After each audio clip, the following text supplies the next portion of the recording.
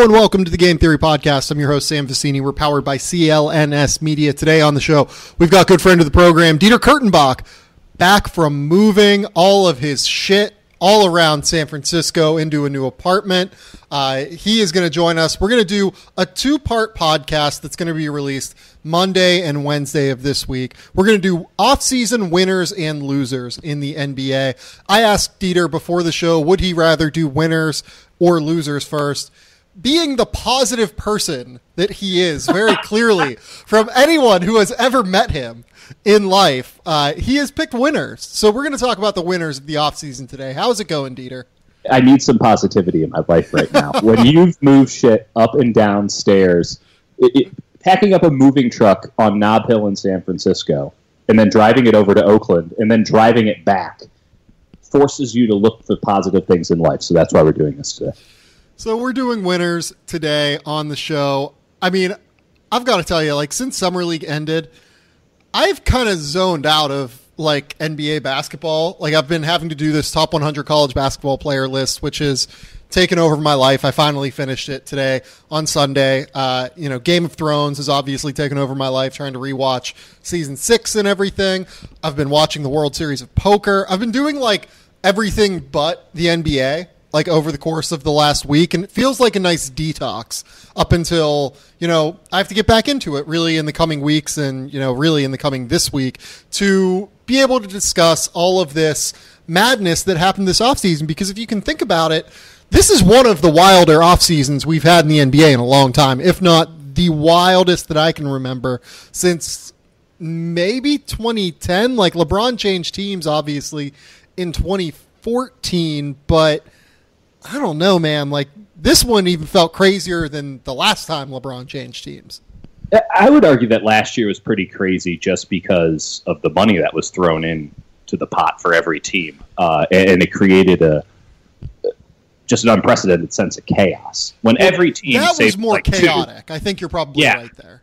Right, but this has been a wild offseason to say the least. I mean, and this is the structure of the new collective bargaining agreements. Superstars are going to get traded now, and superstars are going to take control of their own destiny and enforce trades to Houston. So it's great. I mean, it certainly gives us much more to talk about, and you can sense. I mean, this is something that I've seen brewing over the last couple of years. Basketball used to be 8-month sport, and even then, it might have even been a 4-month sport. People started paying attention after Christmas, and then they would pay a little bit of attention on the night of the draft, and then a little bit of attention the first day of free agency. But really, in discussions, it was 2/3 of the year. We are encroaching on a full year NFL style NBA calendar, and I think it's at about 10 months now. I think that we've finally reached a slow point and nothing's really going to pick up until training camps start in September. But it's great. And the league is such a good reality TV show right now. It's really awesome. And I think the rest of the off seasons into perpetuity are going to essentially be at this standard or above. And that's great news for us in this line of work. And I think it's great news for the fans. So, Hopefully that my prediction comes to pass in that regard. Well, I don't even know that it's going to continue to be like this insane in terms of star players changing teams like this every offseason, right? We had 4 or 5 top 20 players change teams this year. That's going to be pretty rare, I feel like. But right. But we also go ahead. Sorry, go ahead. No, all you on that. I got a thought, but we'll get to it. But having said that, the reality show of the NBA offseason, like you said, is just increased tenfold. No team or no professional league has really embraced the social atmosphere that we live in the online atmosphere that we live in now more than the NBA. And I think they're starting to reap the benefits of that in the way that the league is covered and in the way that everything is now a 24-hour news cycle. You have Woj at 3:00 in the morning Eastern time, breaking trades and stuff like that. And it's happening in the middle of July, not even just July 1st. So it's just a wild, wild west in terms of everything that's happening in the NBA offseason. Yeah, I would argue that yes, we're probably not going to get 4 top 20 players or 5 top 20 players moving, but next year we're going to have a lot of Klay Thompson conversation. And there's going to be players of serious standards or serious standing in the NBA that are going to be part of trade. Anthony Davis next summer. I mean, there's a lot of that stuff. LeBron James guy is pretty good, and he'll I've be a heard free about agent him next summer. And he might be really good at roping people along and really stringing things out. So that's going to be I mean, I think that chaos is maybe not chaos, but definitely intrigue is the new standard. And there's always going to be players who are going to take that top billing. And I think that maybe the seats at that top billing table or whatever, this is a terrible analogy, but you understand where I'm getting at. People will be able to fill those seats. I think there's always going to be 4 or 5 guys of serious standing in the NBA that are going to capture our attention year in and year out, the way that Paul George did this year and the way that Gordon Hayward did this year. And so long as you have that and you're not really slacking and we're not pretending like, Tim Hardaway Jr. is instead one of those 4 or 5 players, that's when it really matters, and that's when we have good stuff. And when it comes to well, let's just get into this summer because it's crazy how easy it is to determine. Sometimes, some teams are winning, some teams are losing. There's a lot of middle ground in this. I think we went over on the list, like bona fide can't argue with winners. But even then, I think there might be some contention on this. So, yeah, generally, I think I agree with you. I do kind of want to bring up 2 overarching things that I think we're kind of seeing as a correction this offseason to last offseason. That as you kind of brought up, last offseason just being this insane, wild west of everyone having money and throwing Jan Mahinmi $72 million and throwing Tim Mozgov $64 million. Mm-hmm. Nothing like that, except for one deal, really happened this summer. And he's been mentioned. Already, and we'll get to him on Wednesday. But I think that what we're seeing now is kind of a course correction after the Players Association decided we don't want to go through the cap smoothing process. What we're seeing now is that with so many teams that already are capped out, cap space going into the future is already an incredibly valuable asset. We're seeing, San Antonio kind of really set itself up to go forward with some cap space next year. We're seeing, Boston making sure that they keep their cap sheet as clean as possible just so that, they're able to avoid the luxury tax, to be sure. Having clean cap sheets is already incredibly valuable. And to go hand in hand with that, rookie contracts are going to be even more and more valuable as we continue to see salaries rise and rise and rise on veteran contracts, right? Because, while they did raise the rookie scale, they still did not raise it commensurately enough with what the value that a star player brings at the top of the draft, right? Like, right. If you draft a star player like, I don't know, I'll say the name Jason Tatum because he was the one that was on the tip of everyone's minds this summer.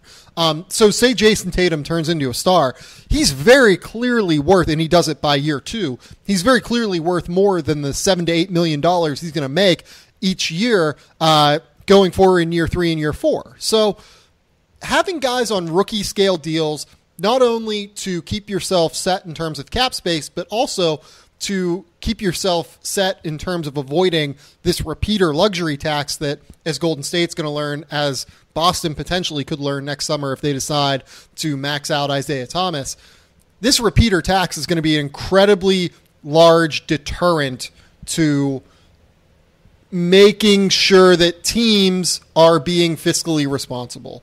And rookie contracts are the best way, and having rookie scale players are one of the best ways to make sure that you're able to stay competitive while also being set for the future and having a clean cap sheet.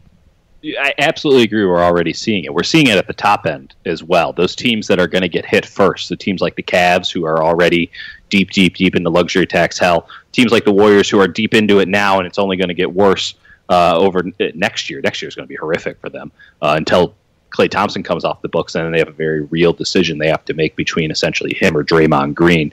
We're seeing it with those, and I think it's going to start creating something that we've already seen in the NFL, which is that there's not really going to be a middle class. That guys who, the Jan Mahimis who are getting $16 million a year, those guys are essentially going to have to either prove that they are superstar players worthy of a superstar contract, they're going to have to get someone to buy into that, or they're going to have to start signing much smaller deals. And Mahimi's the wrong example for that, but like a guy like it's going to be a lot of guys like mid-level exception or lower. A guy like Nick Young isn't going to be able to get $8, $9, $10 million on the open market anymore. He's going to have to take mid-level exceptions or a minimum contract going forward, just because of the way that the low standard thresholds of those rookie deals and the high standard thresholds of the superstar deals are just going to throw things out of whack. And hopefully, for the sake of the league and everyone who claims parity is important, the luxury tax does begin to become truly punitive. And I think it will be. And I think that the best case study of that isn't necessarily going to be the Cavs, who would be perhaps the first one to sort of reach that threshold, just because that is a dysfunctional organization. But in fact, the Warriors, a team that could handle it as much as any team in the NBA, perhaps save the Lakers, and might not do it anyway. So not get into it. Let's kind of talk about them, because I have them in the winners section for me this summer. Just to kind of recap what they ended up doing. They re-signed Stephen Curry to the 5-year, $200+ million contract. They get Kevin Durant on a bargain basement contract, essentially, 2 years, $53 million. Andre Iguodala, 3 years, $48 million, which an eminently fair deal, I think, for Andre Iguodala. It's what he's worth, if not less than what he's worth realistically. Sean Livingston, David West, they bring back essentially the whole gang from an NBA titleist that just went, 16-1 in the playoffs, if I remember correctly, right? Yeah, so, they were pretty good. Yeah, they were pretty solid throughout the year. And they also go ahead and they buy the Jordan Bell draft pick. He's going to be a perfect little fit for what they want to do in terms of their defensive scheme. He's also a pretty good passer, which, as anyone who's watched the Golden State Warriors knows, passing is critical to their attack, especially from their big men. So overall, kind of a perfect summer for Golden State. And they also add Nick Young as well, who is at least an interesting-ish shooter type, but it's only a 1-year deal. If it works, it works. If it doesn't, it doesn't. So they had, for my money, really the best summer of any NBA titleist that I can remember, because they didn't really hemorrhage any of their depth pieces. I agreed with that. It will be very interesting. I don't know if you mentioned Omri Caspi, but I think that was a really nice pickup. I didn't. That was another great pickup for them. And we've seen Patrick McCaw look really good in Summer League, which, again, it's Patrick McCaw. He's a second-year player who played the 6th most minutes in the NBA Finals. He should look really good in the Summer League. But it is, it's another solid point. It'll be very interesting to see how that big man rotation for the Warriors looks next year, because I agree with you. Bob Myers played it damn near perfectly. And we'll see, maybe JaVale McGee comes back on a minimum contract. It's the only way to rely on either Jordan Bell or Damian Jones, who was a rookie for them last year, to give them some minutes and some minutes of quality. And that might be the place where you say, okay, the Warriors are a bit weak. Now, with Draymond Green's ability to play the 5, that can be 10 minutes a game next year.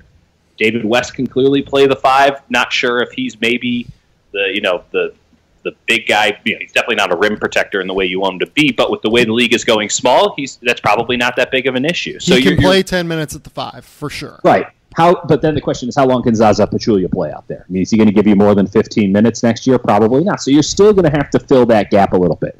Hell, they can play Kevin Durant there. He seemed pretty good in the NBA Finals playing the 5, which is still crazy to me, and something not talked about a lot. But we had a lot of Kevin Durant, LeBron James at the 5 in the NBA Finals, and it was awesome. But they're going to have to fill some minutes at the 5. We'll see how they do it from there. They might have to rely on really young guys, which, again, might not be an issue. It's the Warriors. They seem to strike gold with everything they do, but could prove to be an issue, could prove to put them in the buyout market down the line when Andrew Bogut gets healthy, maybe bringing him back on a minimum deal whenever that comes to pass. But really, really good across the board. The only thing other than perhaps maybe not having the center depth that you would want, which again is being greedy, is the Iguodala length of the deal and the $16 million. I agree with you 100%. It's a fair deal, but it does put the Warriors in a pretty precarious situation going down to 2020. And Andre Iguodala sort of held them over the barrel, understanding the complexity of the situation that's going on in Golden State when it comes to money, and really, I thought played his hand perfectly when it comes to negotiating against Golden State. He took a lot of meetings. He knew that Golden State is trying to sell out this new arena that they're building in San Francisco, and that they couldn't go into that arena without essentially the core team, that great team that's going to cost them a shit ton of luxury tax dollars. They can't go in without that kind of a team. And so he got the terms that he was looking for, which is 3 years and damn good money. He probably could have gotten a lot more money for 1 or 2 years, but he wanted that third year. So it will be tricky because I think it's going to force him into a really tough decision come next offseason, and we'll find out what that is. So, yeah, they're already at $98 million guaranteed next offseason, and that is without Kevin Durant's money on the books. So yeah. That's going to get... Durant might be going for that, like, 107, 108. Or, I'm sorry, 207, 208 next offseason. He might go for it all. Right, so it gets really tricky for them going forward because, like, if you include all of their money that could potentially be on the books, so, like, you know, Kevon Looney's, you know, player option, and Patrick McCaw, who might get real money next. He might get real money on the RFA market next year. Oh yeah, that's a big thing. Some team's going to give him like $8 to $10 million next year on the restricted free agency market. Like, meanwhile, based by the way, on his play right now. Meanwhile, Ian Clark, Ian Clark is a one-way player and not particularly game-changing in that one way, which is offense. But Ian Clark just languishing in the desert right now doesn't make much sense to me. I mean, so he's another guy who can come back. How dare you take into vain the 2-time OVC Defensive Player of the Year, Ian Clark, and his defensive abilities? Yes, yes. Well, listen, I'm sure. Was he in the OVC at the same time? Oh my God, who's the terrible campaign? Was he in the OVC at the same time as campaign? Maybe 1 year overlap, but I don't think so. Okay, well, if you could name another player from the OVC during that era, I'll maybe respect that a little bit more. And listen, this is coming from like the foremost Ian Clark apologist, by the way. Like, I like Ian Clark a lot, but it is weird that he's still out there a little bit to me. So, like, the Warriors could still get him back. Yeah, 100% agree with that. But they're looking at like a potential like $150, $160 million outlay in terms of salary next year. So that's where you're going to start to hear that's before filling out a roster, by the way. Yeah, no, absolutely. Like, they would have like 10 guys under roster at that number. So that's going to get really, really tricky for them. The two guys to look at, obviously, Patrick McCaw, and I would probably guess Klay Thompson. I mean, yeah, it might be. It's got to be Klay over Draymond, just because of what Draymond brings to that team and how important he is in everything. Though, if Draymond gets another deal his deal ends 2020. If that next deal could look real ugly. Yeah. The second Draymond loses a step, he's already operating at incredible instinct level. If he loses a step on top of those incredible instincts, that's dangerous territory. Whereas I think Klay's game is going to age like a fine wine. Agreed. But Klay could also get $35 million on the open market if he wanted it. Right. So Klay's under contract for this year and next year. It's all going to be about money, and it's all going to come down to what Joe Lacob and Peter Gruber are willing to pay. Realistically. Right, and that's a thing, because I mean there's some rumblings that while both of those guys are totally loaded, that it costs a lot to run a basketball team. The Cavs lost $40 million the year that they won the title. So this luxury tax thing's no joke. And getting into the repeater tax, then we're dealing with something really punitive. So yeah, I don't know how long the run goes. I think it probably lasts until 2019, 2020. I think you get another season or two out of this thing. But if this thing goes down, it's going to go down real hard, real fast. That said, they might have bought themselves another year this offseason with how well they've done. I'm just looking at their Basketball Insiders page, so shout out Eric Pincus for gathering this thing. They have one legend. They have one unsigned draft pick, that they have not relinquished rights to. 2002 55th overall pick, Mladen Sekularic. Come on over, Mladen. We got some space here in my place in Oakland. I that guy is still alive? I've never heard of that name in my entire life. His name is Mladen Sekularin. You're making that up. Sekularic. Sekularak sounds like an organ that was removed through the evolutionary process. Like, he lost a Sekularak. No, it sounds Sekularic, not great. It sounds like a thing in Star Wars that. That's so much better. That's so much better. That they throw people into, and that Jabba the Hutt ends up somehow getting eaten by at some point. I'm not a Star Wars nerd, but it sounds pretty phonetically similar to, like, isn't it like a Sarlacc pit? Yeah. Yeah. Oh boy. I know that I'm going to get kicked out of this house. We've gone down the rabbit hole. Second winner on this show, I think that we have to point out, and really, Sekularic. He's the second winner. And really, the biggest winner of the offseason for me, even though Golden State kind of retained everything, they're going to be the clear favorite to win the NBA title next year. They're going to be over a 50% chance, I would say. Maybe more, nearing like 70-75% chance to win the title. Get to Vegas now. Yeah. The Houston Rockets, for me, made the biggest splashes of the offseason. Obviously, they could still continue to make said splashes, given that they may or may not be in the market for Carmelo Anthony. Let's kind of just talk about what's going on with them, though. They ended up trading for Chris Paul. What was it? Lou Williams, Sam Decker, Montrezl Harrell, and a first-round pick, and just a large mass of non-guaranteed contracts. Daryl Morey found every single unguaranteed contract in the NBA. It's so nerdy and awesome. I love it. Yeah, Daryl Morey. Shout out that guy. Also end up it was Patrick Beverley as well was involved in that. Well, that's a hell of a pickup. I mean, if you're going to lose him for nothing, that's a pretty damn good pickup. Right. So like the Clippers, we'll talk about them I think on Wednesday, because on some level when you lose Chris Paul, you really do just kind of have to be a loser of the offseason, but their situation's a little bit more complicated because both Dieter and I do really like what they did this offseason. Let's get back to Houston, though, and that's beyond the Chris Paul loss. Let's get back to Houston, though. They pick up Chris Paul. Earlier today, I believe they picked up Luc Richard Mbah-a-Moute. Who else did they sign? They signed a couple other guys, if I remember correctly, too. Okay, I'm going through here. I mean, they got Nene back as well. Yeah. It's tricky. They've done so much. It's hard to keep track. I mean, it really does come down to if they get Melo or not, because you got Harden to the extension. You got CP3. I mean, there's Anthony Davis talk. Who else? I mean, they traded Harrell. Oh, PJ Tucker. They got PJ Tucker. That's correct. Love PJ Tucker. That's an all-time good pickup. I mean, they were in discussions for Ramon Shumpert. I don't know what the hell happened with that, by the way. That was a whole thing. That just fell apart. So, I mean, if you're adding Chris Paul and PJ Tucker, you've won the offseason, in my opinion, because those are two of my favorites. I mean, PJ Tucker is exactly what that team needs. I ultimately think that once you sort of get that ball rolling down the hill, though, as Daryl Morey said, up your risk factor. I mean, the risk factor is already the lever is pushed full. It's at 100% right now.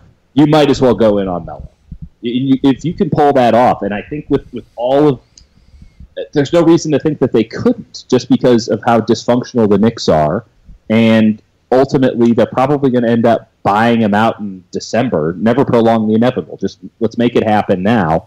And is that team good enough to beat the Warriors? Hell if I know, but I'd sure like to see them score 150 points a game. The Melo buyout situation is really tricky because he obviously has that player option attached to what he has right now. Yeah, too. It's $54 million. Just consider it the full 2 years, $54 million. So, like, are you going to really eat that much money to like not have a guy play for you? I don't know if you are. Like, you're going to eat money one way or another, and no one's going to give up anything of value for him. So, what are you taking on? I think there is still value to be gained from trading for Carmelo Anthony. And the reason that I say that is, so we just talked about the idea of having cap space becoming incredibly valuable going forward at the beginning of this podcast, right? So if the Knicks are willing to take on, a couple of years, like 2 years worth of money next summer, say like they're willing to take on like Eric Gordon and, you know, a couple other guys from the Rockets right now. That's long-term money, and, you know, they get a couple first-round picks for their trouble. Okay. That's still worthwhile for me. Like, I think that, you know, next summer they're going to have Carmelo Anthony essentially on an expiring deal. That's going to be tantalizing for some team that really wants to have cap space for the 2019 offseason. Mm-hmm. To acquire that deal, have Carmelo Anthony for a year. He'll still be a top 60 player in the league probably by then. Right. As long as we're being realistic about what Carmelo Anthony is. Right. Like, he's not an all-star anymore, but I think he's certainly still a top 50 player in the NBA right now. If you can go out and you can get that expiring contract next summer, that's going to clear the books for you. And if the Knicks are willing to just take on talent, given that, you know, they have Kristaps Porzingis, they're very clearly still trying to build something. Their relationships around the league, although Scott Perry will help that, aren't necessarily the strongest.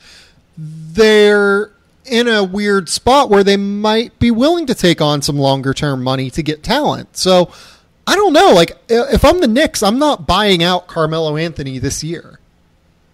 Yeah, I wouldn't, just because it's so much money and you might as well get something if you're going to pay it. Right. There's no way that they can not get something for Carmelo Anthony. Like, if they want to. You also have to understand that, like, around the NBA, culture is now, you know, there's so many studies around this, and there's so much conversation. Culture is a big deal.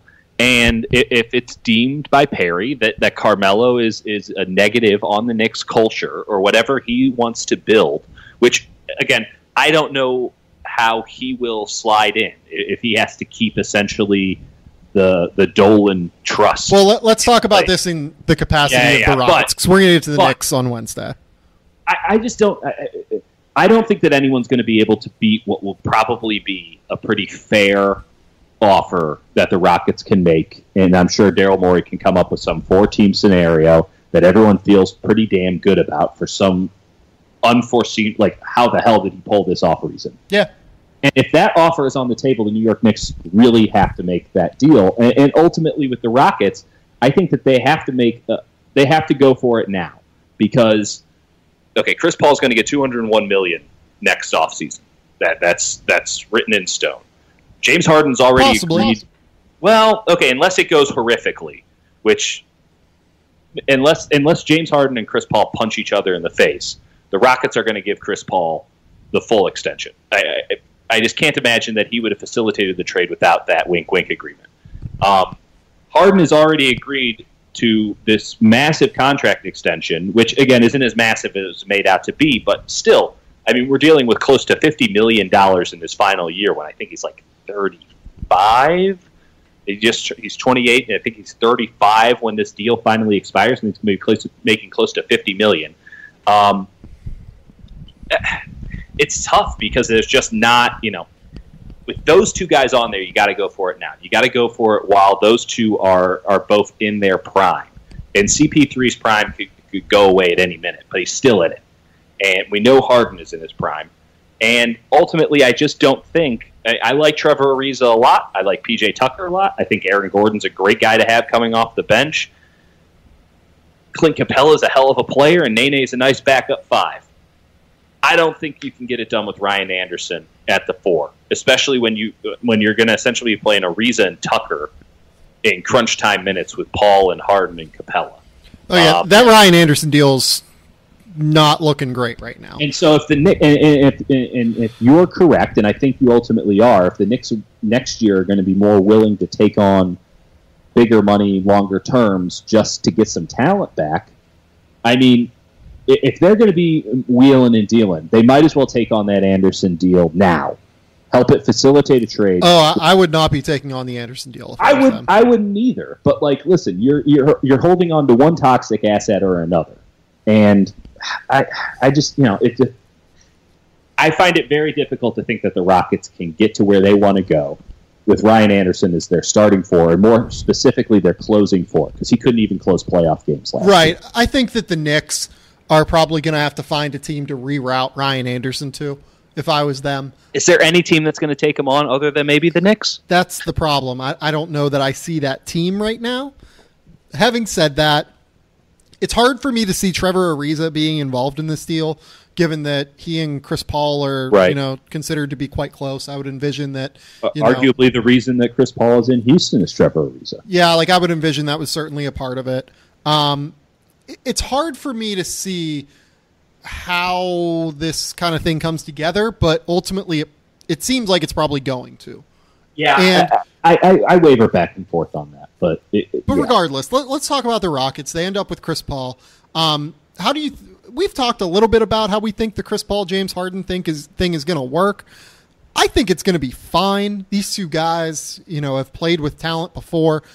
Chris Paul's probably not going to defer to anyone at this stage. James Harden has long been looking for a point guard to defer to and kind of act as a slasher as opposed to the point guard that he acted as this year under Mike D'Antoni.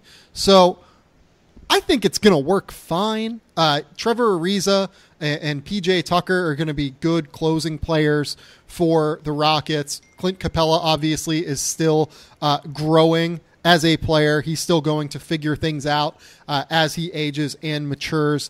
The key for them is going to be continuing to acquire depth pieces like they did earlier today with Luke Richard and Mbah a Moute. As long as they can keep getting those guys, I think that they're going to be fine, and they're probably looking at, maybe the number 2 seed in the West right now. I think I feel good about that instead of San Antonio.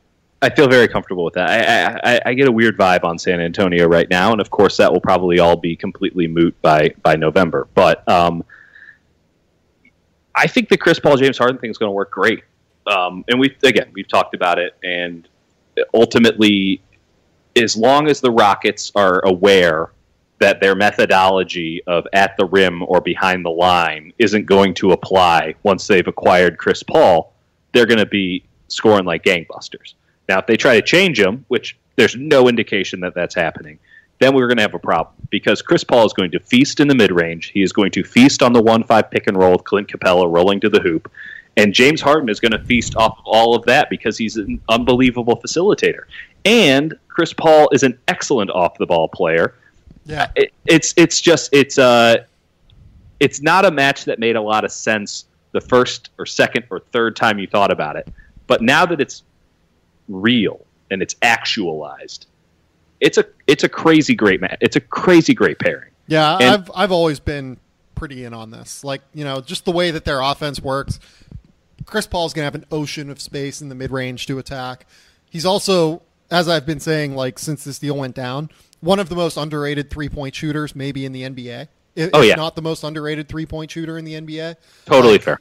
Ridiculously good three-point shooter now. I know that when he came into the league, he was not necessarily as high level as he is now. He is there now, though. No question.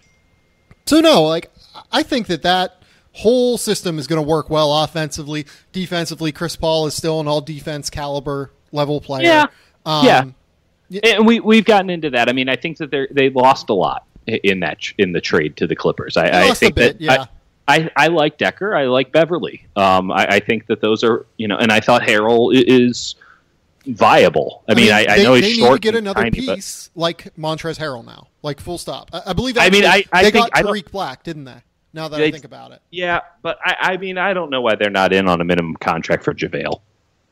Who would be really good in the 1-5 pick and roll that they like to run. And I mean, the other thing, too, is we operate in these off seasons as if an injury can't happen. And we don't want to wish injuries on anybody. We certainly don't. But at the same time, one guy twists his ankle and is out for 2 weeks because it's a high ankle sprain. And if you don't have depth, you're screwed. Yeah. And it's an O-ring theory league. The weakest link is going to ultimately define most teams in the NBA, and that's the weakest link within an 8 or 9 man rotation. So, I love the aggression, and it's awesome. This is everything that I thought the Warriors would sort of force on the NBA by being light years ahead, quote unquote, than everybody else. Teams are going to have to, as Daryl Morey said, up their risk factor, and the Rockets led the way in that. And I love teams just going for it. Just let's put our frickin' hand in the middle of the pile, and we'll see if we're on the top at the end. And stop being timid and sheepish, and let's do something. And I love, obviously, the Chris Paul thing is great, and I think how did we forget? James Harden was so good at playing point guard last year that we forgot that he was an elite, perhaps the elite shooting guard in the NBA the year before that. Yep. So there's no issue in that to me. But I do think that this team needs to make a couple more moves. And ultimately, there's no indication given this offseason that they're not going to make those moves. But they're sort of an incomplete to me right now. They're winning. They're absolutely winning. But it's still an incomplete because if they don't fill out a couple of spaces, or if they don't show that some of these guys that they're going to trust are worthy of the minutes that they're probably going to get, this thing could fall apart. It's not a perfect scenario right now. You mentioned that the Warriors were kind of they're going to make teams try and go for it. I think that the team maybe going for it above all else right now is Oklahoma City, given the fact that Russell Westbrook only has 1 year left on his deal. They have decided to push everything toward the middle this summer. Obviously, they go out, they trade for Paul George, giving up just Victor Oladipo and Domantas Sabonis. Very, very clear upgrade on their roster. I also really, really like the Andre Robertson contract, 3 years, $30 million for an all-defense level player. That's not super easy to find necessarily, those guys, right. Especially at that money. So I'm a big fan of what they did there. Overall, this team is going to be better than it was last season. They go out. They also sign Raymond Felton, who, that's a really nice pickup. He will be a much better backup point guard than anything they had last year. You're saying that Shamaje Christian wasn't an elite backup point guard and that the team was terrible when Russell Westbrook was on the court? Yeah, Shamaje Christian was probably the worst backup point guard in the league last year. I take that back. Cameron Payne was the worst backup point guard in the league last year. He was so bad that they decided... Go ahead. Here's how bad Cameron Payne was. Shamaje Christian was playing over Cameron Payne. Exactly. That's they how... still got Doug McDermott, though. That's how scary this thing is. They do still have Doug McDermott, who I think is going to be fine for them. He'll be useful. They picked up the option on the Jeremy Grant contract as well. He will now be, instead of entering restricted free agency this summer, he'll now be an unrestricted free agent next summer. That's interesting. I can see why they would go ahead and make that decision.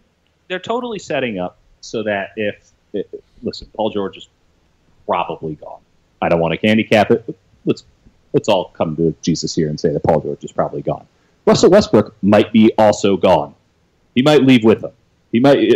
This might be Paul George sleeper agent showing up and recruiting Russell Westbrook to join him in LA next year and convincing Lonzo Ball to play as a sixth man. So anything that comes off the books next year, no big deal, because essentially this is a 1 year all in, here's every one of my chips sort of a thing. The signing that you didn't bring up, and I love it. I love every bit of it, is Patrick Patterson. Yep. That's a tremendous signing. 3 years, $16.5 million, if I remember correctly. $16.4 million. Yeah, tremendous signing. Stretch four. Can defend multiple positions. Really useful player. This is going to be an excellent defensive team. The starting five on this team, let's just say it's Adams, Paul George, Patrick Patterson, Andre Robertson, and Russell Westbrook. Westbrook won.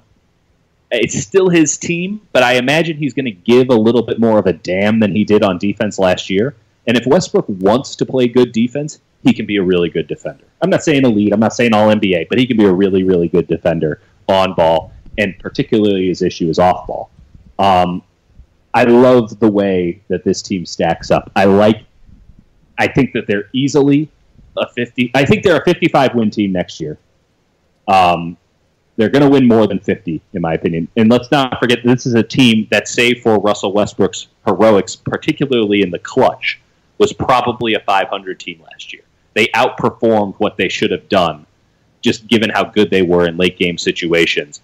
Adding a guy like Paul George, adding a guy like Patrick Patterson, having a solid backup point guard, nothing that's going to wow you, but Raymond Felton can be a solid backup point guard, having a little bit of depth because Sam Presti knows what the hell he's doing in the draft and knows when to cut bait on guys like that, and especially when there's a really good offer on the table, he knows how to take it.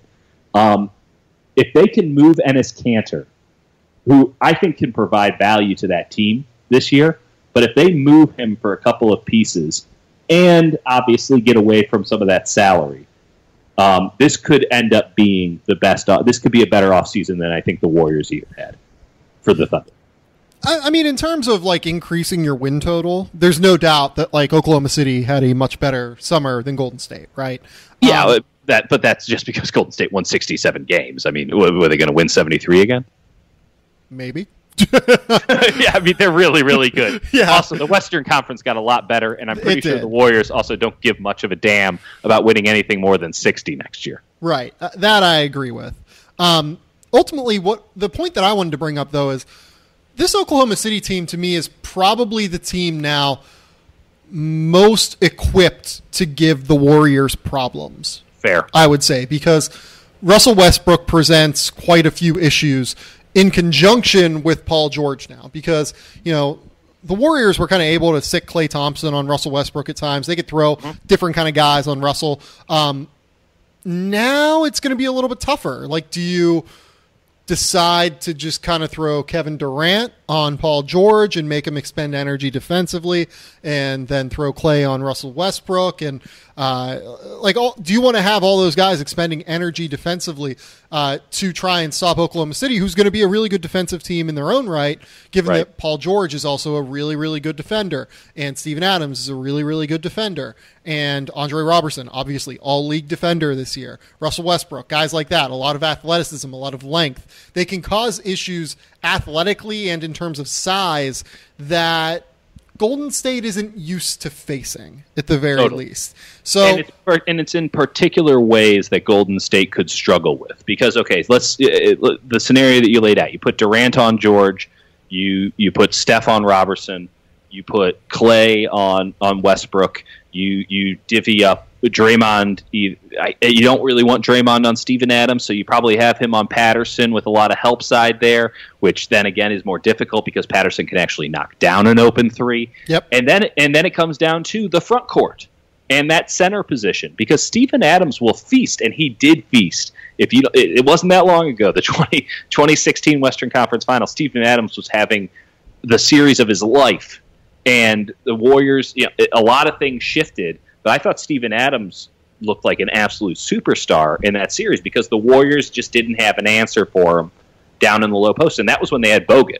So what the hell happens now when they're running Zaza out there? I mean, it's the Thunder match up in a way that can particularly attack the Warriors. So there's a lot of teams that match up with talent, and you can see it. But the way that Oklahoma City is structured, I think, could really cause a lot of problems. And I also will bring up this point, too.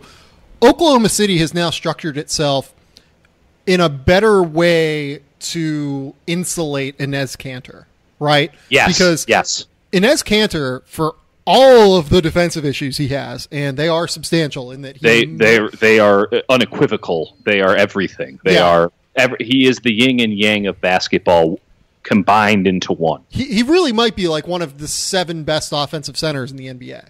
Like, he can knock down shots. He has great touch inside. He's just strong as a fucking ox inside. Like, he's an awesome offensive player. He is a game-changing offensive player. The only reason that he isn't a superstar, because he is a superstar offensive player, is he is equally as bad at defense. Yep. Yeah, no. So, like, the fact that they're able to do that could give Golden State kind of an interesting, different wrinkle at the very least. Like, yeah, they're still going to be able to just throw out Stephen Curry and throw out, a bunch of other guys that might be able to play Kanter off the floor. But at the same time, you don't want Enes Kanter just kind of beating down all of your guys whenever your weakness is in the front court. Like, you don't want to have, Kevin Durant having to deal with Enes Kanter, and you don't want Draymond Green having to, take elbows and, deal with the power that Enes Kanter has inside, for 7-8 minute stretches of a game. Right.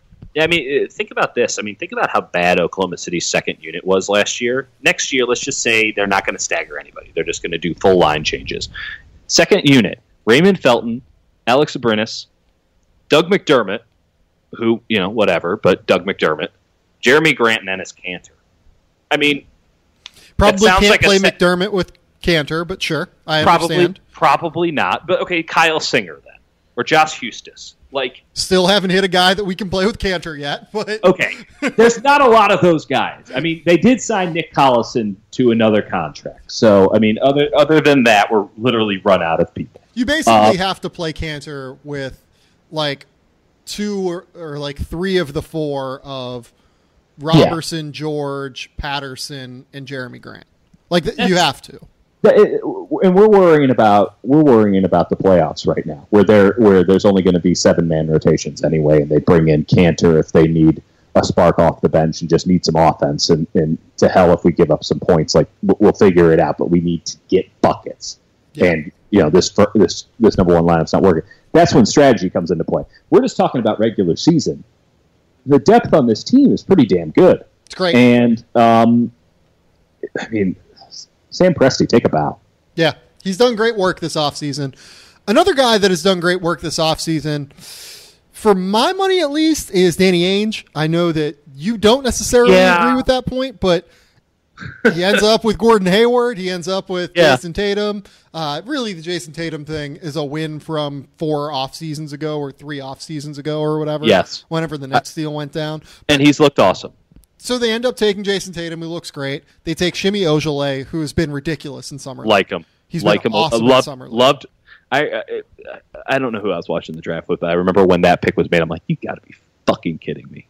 I genuinely had him as a top 20 player in the draft. The Pittsburgh, I don't know a lot about the draft. I get most of my draft news directly from you over beers. But at the same time, like, I had seen this kid play. The kid can play. Yeah. It's just like when the Pittsburgh Steelers constantly get the guy who just perfectly fits their team every single friggin' year. And it's just like, how the hell? Or when, the feeling that we have every time San Antonio picks somebody and we're like, I knew that guy was going to be a superstar. Even before he's played a game, that was this pick. Yeah. It was just, and the same was sort of the Jordan Bell pick for the Warriors. Such a great, just awesome, just totally awesome. That's the one. I agree with you. Danny Ainge has done a lot of really good stuff in the stuff that he has done. If we're going to just talk about the stuff that has been actually done, Danny Ainge had a great offseason. Yep. So let's also bring up Gordon Hayward. Obviously is signed now to what will essentially amount to a 3-year deal before he can reassess and potentially get the 10-plus max, the 35% max that he would be entitled to as a 10-year NBA veteran.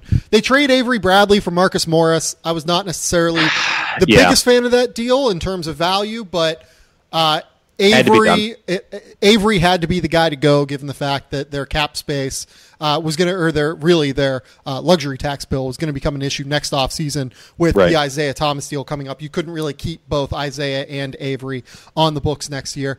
And ultimately, it came down to him or Smart. It came down to Avery Bradley or Smart. And while I don't like Marcus Smart, I understand why you keep him. He creates a lot more. I think Avery Bradley's an excellent on-ball defender, but only at guards. And and Smart can slide up to the 4 if you need him to, because he's such a big-bodied dude.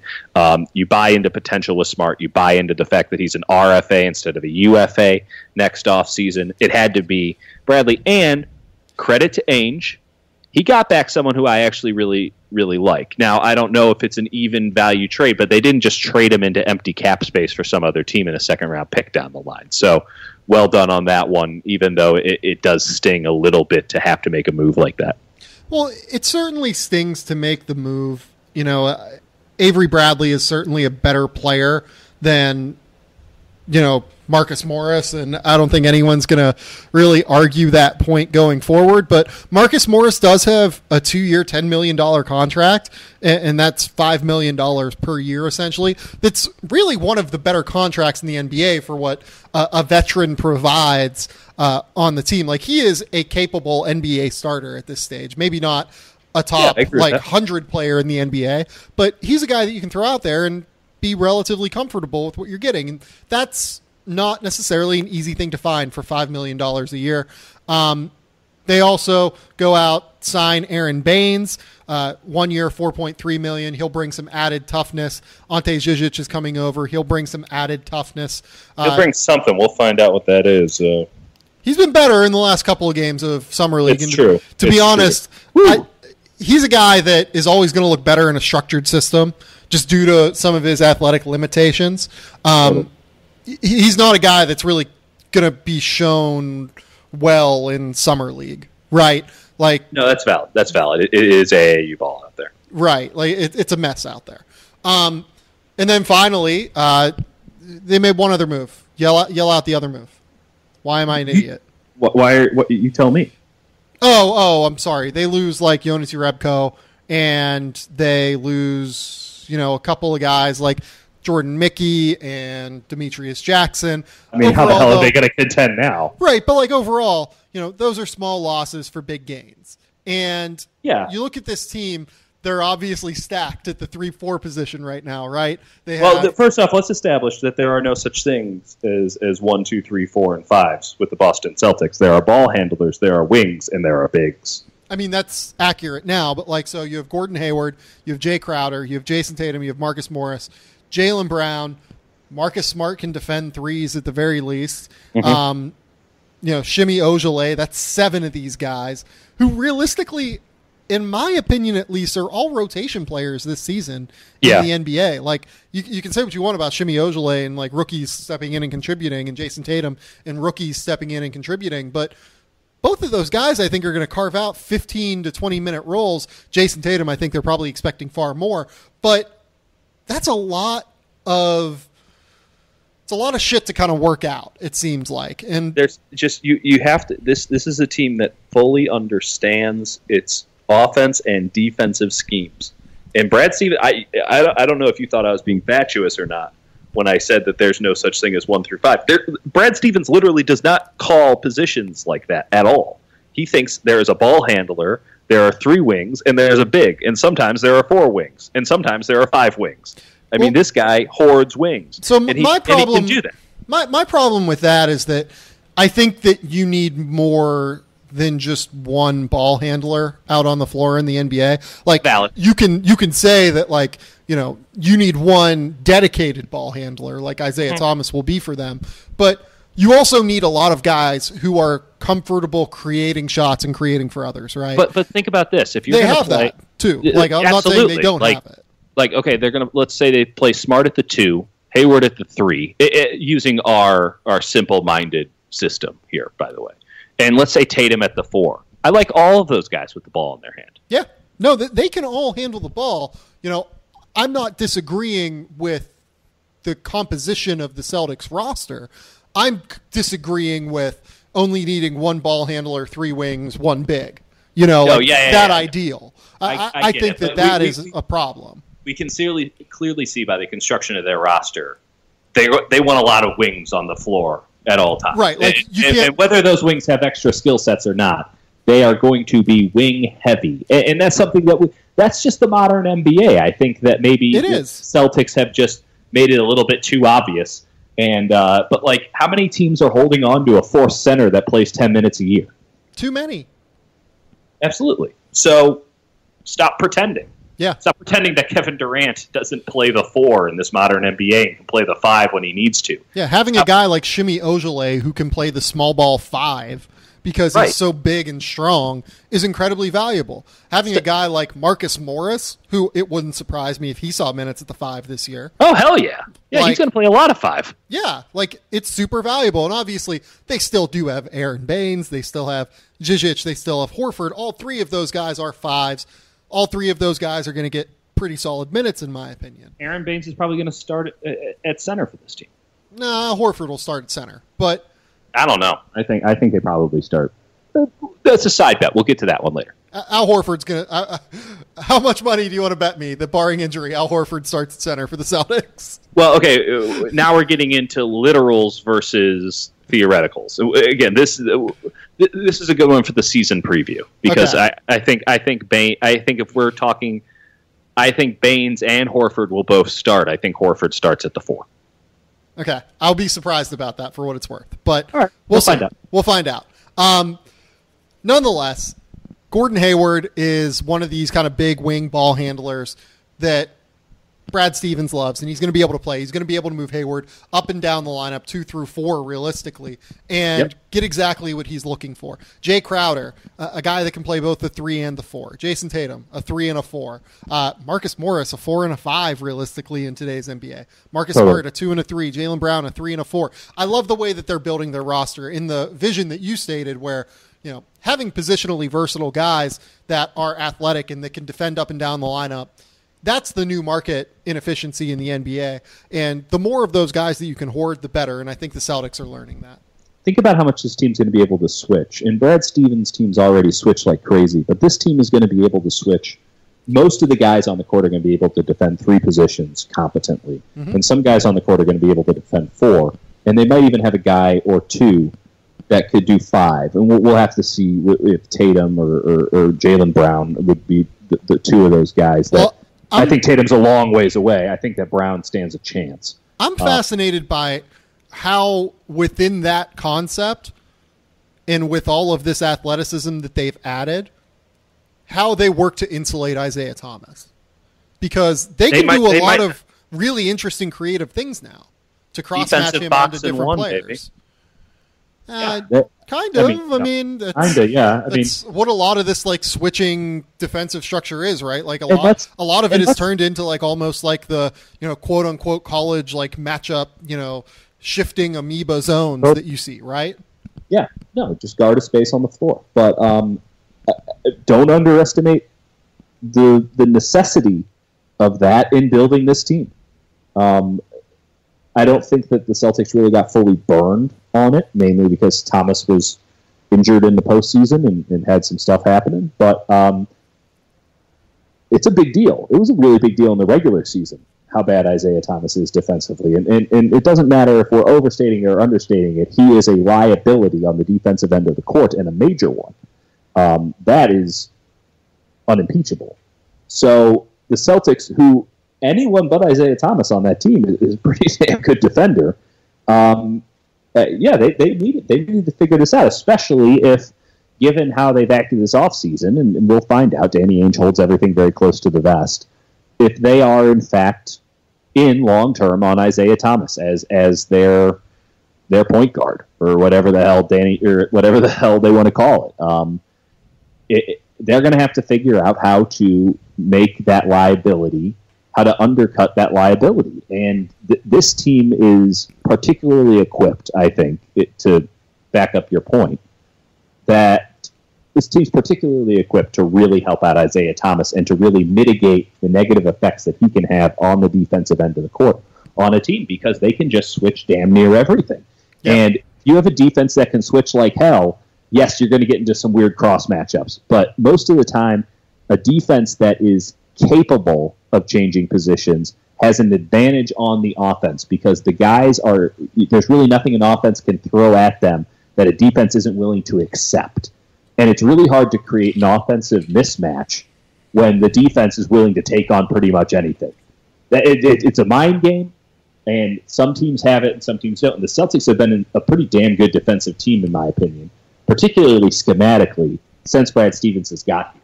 This is a team that's really given the Warriors a lot of trouble. Yeah. Because they're just willing to switch anything. Now they were a problem early in the year this year, but throughout the course of the year, really from January onward, they were much better.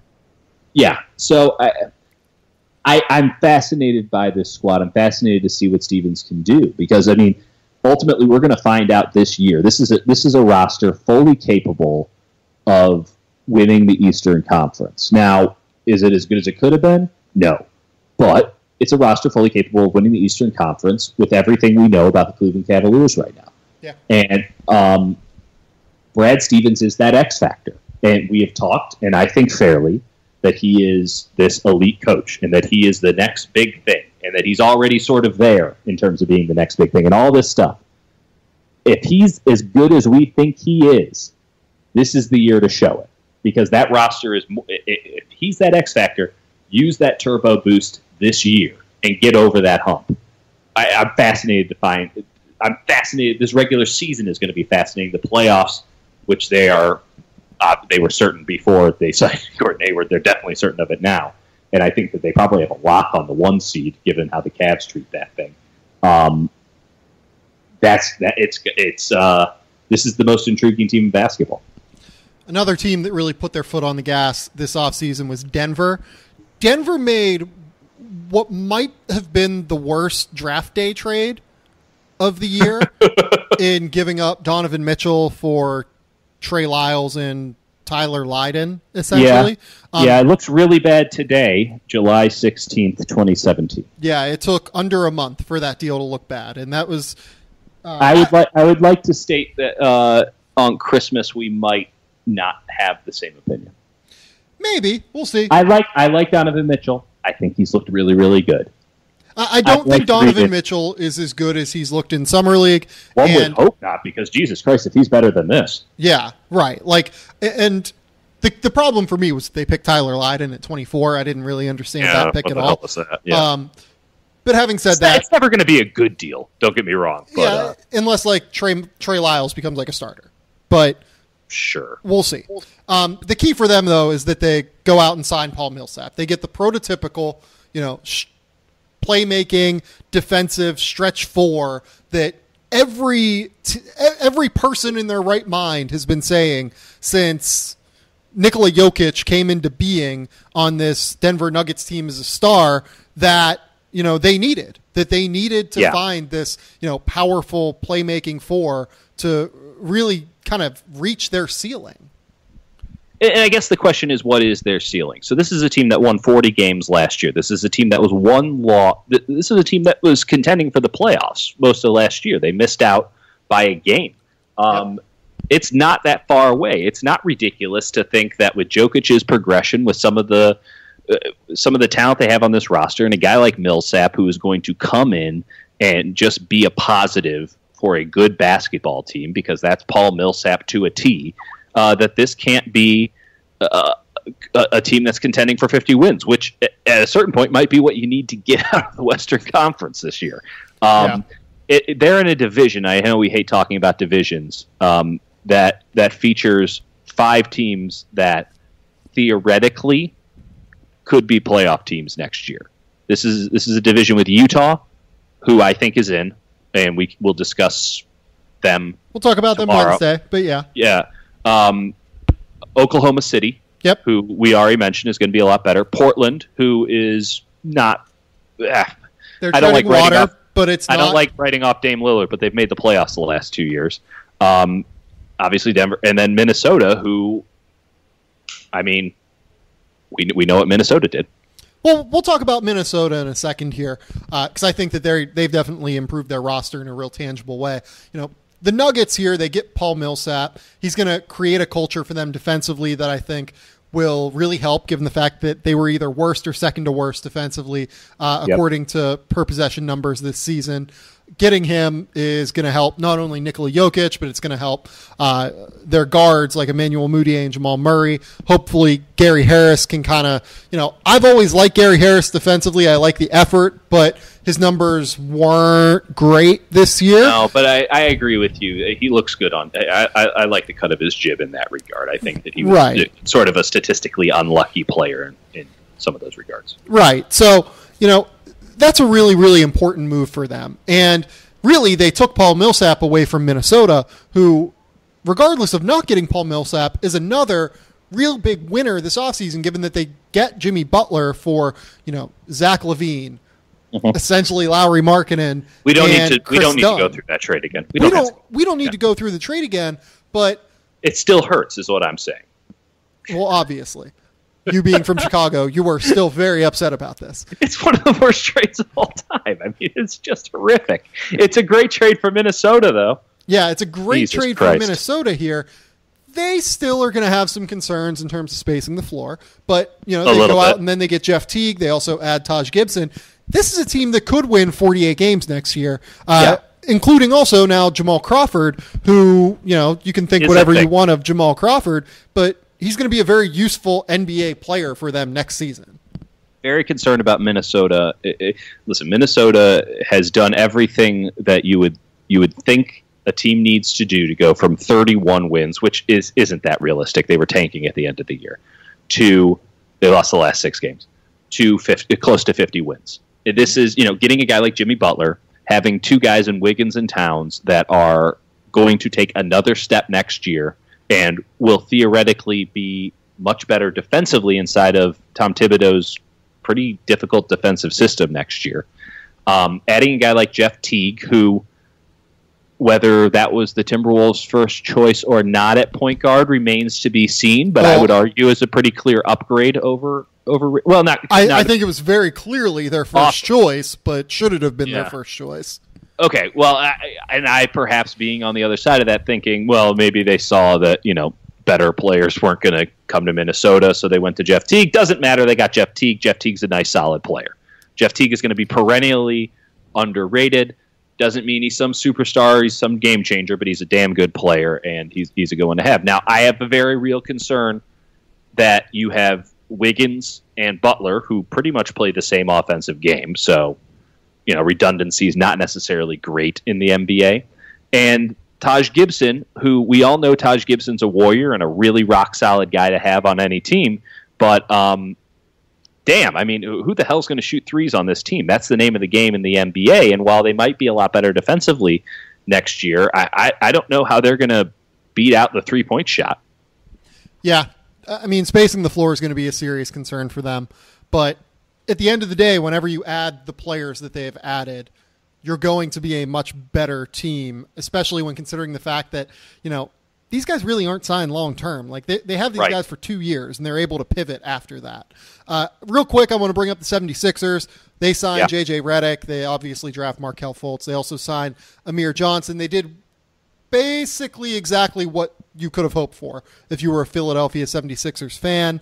They're going to be a playoff team next year, in my opinion, like probably right in that 7-8 seed range. And I believe they're favorited in Vegas to be a playoff team next year. Yeah. And whenever you have, it's obviously going to depend on health. Does Markelle Fultz stay healthy? Does Joel Embiid stay healthy? Does Ben Simmons stay healthy? Mm-hmm. All those guys stay healthy, though. You're looking at a really, really high-end, high-ceiling team that, realistically, that could be the 4 seed, or it could be like the 11 seed. We don't know yet. Yeah. Depending there's on a lot of variance. A lot of variance on this team, but you have to like what they were able to do. Now, there are some questions on if these were the most prudent moves. They still have to get Robert Covington locked up. Amir Johnson might not have been the most favorable deal compared to some other stuff on the market. At the same time, this is a team that has clearly shifted into the next year. And I'm fascinated to see this Ben Simmons, Markelle Fultz, how they play off of each other. By all accounts, the Sixers are still saying that Simmons is their point guard and that Markelle Fultz will be sort of a combo guard. We'll see how that one develops. Sure, sounds good to me. Whatever you have to tell them. Yeah, yes. Whatever gets both of them on the court playing basketball together is good by me. Let's not forget that this team looked really, really damn good without some of these nice pieces that they've added when Joel Embiid was playing. That Joel Embiid last year, when he played, I think 31 games, was like playing at a borderline MVP level last year. Small sample size, a lot of stuff, but this team, the upside that was there has been augmented this offseason in a very real way, and it's not in any way that I think jeopardizes the long-term success of this franchise, which is still very much tied to those young stars. I think J.J. Redick's going to bring it might be the most influential offseason signing when we look back at this in a couple of months. I really love everything the 76ers have done, and given that the East has started to suck, well, not started, they went, a lot of teams in the East decided we're going to suck, whether through incompetence or just directive. The 4 seed is absolutely not out of the question. That said, again, they might not make the playoffs next year. We're going to have to see, but they're absolutely in the winners category, so I'm glad you brought them up. And then one team that almost certainly will not make the playoffs next year is Brooklyn. I think it's really hard to come away from this offseason, though, thinking Brooklyn was not a big winner, though. Yeah, this is a team that ever since Sean Marks has taken over, they've been trying to find their home run swing, right? Like find the way that they can finally connect on a potential superstar player, given the fact that they've been awful and don't have access to their draft picks. They do that relatively easily by getting D'Angelo Russell for, the 27th pick in Brook Lopez. I mean, I know that they have to pay Tim Mozgov, but that's fine, given that they're... Who's not the worst player in the world either? He is a rotation player, but, he's being not like paid... you're taking on literally dead money. Yeah, he's being paid as an average starter in the NBA, but, like, he is still a rotation player that is probably worth, like, $8 million a year, as opposed to $16 million. I get that. But at the same time, I mean, of all the things that you would have to eat, all the vegetables in a deal, this is a pretty tasty vegetable comparatively to some stuff that's been dumped around the league in the last decade or so. And then they obviously also strike out on the Otto Porter offer sheet. They also just made that thing a bitch for Washington, though. Great. It's a team that they, theoretically in the next couple of years, they're going to have to play competitive basketball with. So why the hell not? I mean, it's great to be a saboteur when you're in a position where you got nothing to lose. 15% trade kicker, player option on year 4. And just lay it all down, baby. And they have to pay half of Porter's $26 million a year or whatever by October 1st every year. It's amazing. Yeah, and we'll see how serious. What's the worst case scenario? They end up with Otto Porter. It's just a beautiful fuck you in every way, and I love it. And here's the other thing too. I love Jared Allen, the guy that they picked out of Texas in the draft. I think that high upside guy, incredible high upside guy. I don't know if he ever pans out to anything, but that's the kind of picks they need to be making. And then they also I really like cap space to trade for Damari Carroll for Justin Hamilton while taking on a 2018 first-round pick as well. So this was just a summer of accumulating assets and taking swings again for Brooklyn. And I'm a big fan of all of the swings, realistically, that they got a chance to take. Jared Allen, interesting guy to take a shot on. 2018 pick, great. D'Angelo Russell, I think, averages 20 points and 7 assists a game next year. I am willing to throw that on the table. You think he's an Eastern Conference All-Star? Oh, man. Maybe. Yeah, I think so. But that's a conversation for another day. Get over to Vegas. Get over to Vegas if you believe me. Dieter, let's get out of here. Do you have anything else that you want to talk about before we get on the move? I want to talk about some losers, and I think that we're going to do that pretty soon. We're going to do that on Wednesday. Thanks, Dieter, for coming on. Tell the people where they can find you online. You can find me on the internet on twitter.com. It's a website that some people use, and at D Kurtenbach, DKURTENBACH, and much more to come on that pretty soon. But I use that one as the main blowhorn right now. But other blowhorns coming up. Yep. This has been the Game Theory Podcast. Please remember to rate, review, and subscribe onto iTunes. You can also subscribe on Google Play, Android, Stitcher, wherever else, Audio Boom probably. You can get us on any sort of podcasting platform. We'll be back on Wednesday with Dieter again to talk about losers of the NBA offseason. But until next time, we will talk soon. Bye.